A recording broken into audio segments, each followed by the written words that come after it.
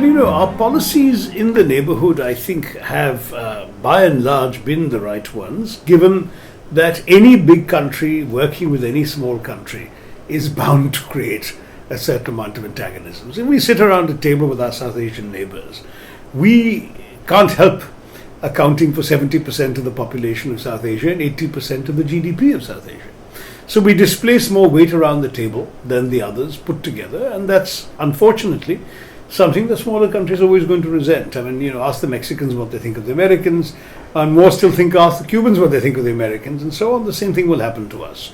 So I don't really, in and of itself, always blame India. Yes, we could have been more sensitive. We perhaps should not have come across as too much heavily big brother or bully in some of these countries.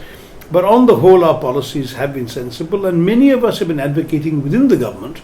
Certainly in the UPA's time, I took very strongly within the government the line that asymmetrical relations were the way to go forward, that we should give more than we expect to get back from these neighbours, because naturally the neighbours are much smaller than us, and we should give more than we get. And largely speaking, that has been our approach with Bangladesh, Sri Lanka, Nepal, and of course Bhutan, and to some degree the Maldives. Or recent tensions in recent years have complicated that.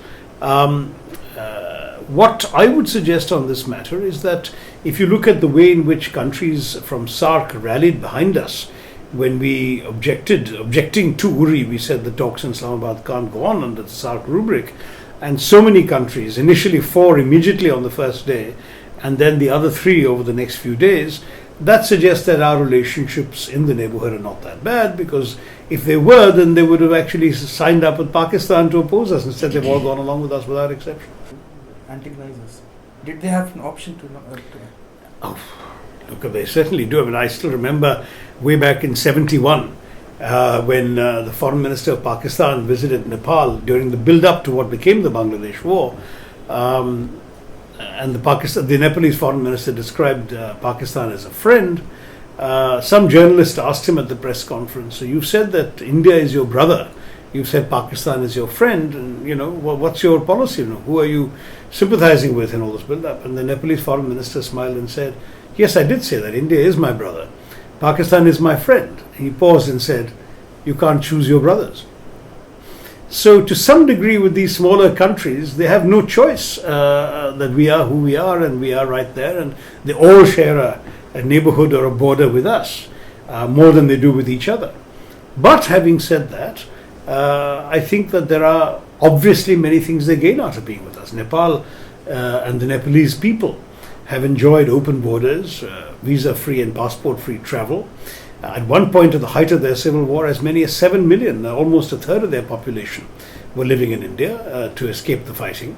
Of course, most of them have gone back, but I'm just saying that this is not a country that has not been, in some ways, positive for all of these countries. Bangladesh, my gosh, has exported many of its problems to us. We've had an estimated 20 million or 2 crore Bangladeshi refugees settling in India, or refugees or migrants, whatever you want to call them. Or illegal migrants. Or illegal migrants, as many of the Assamese prefer to call them. So the fact is that all of these things have happened. Sri Lankans have benefited from major Indian reconstruction assistance after the Civil War,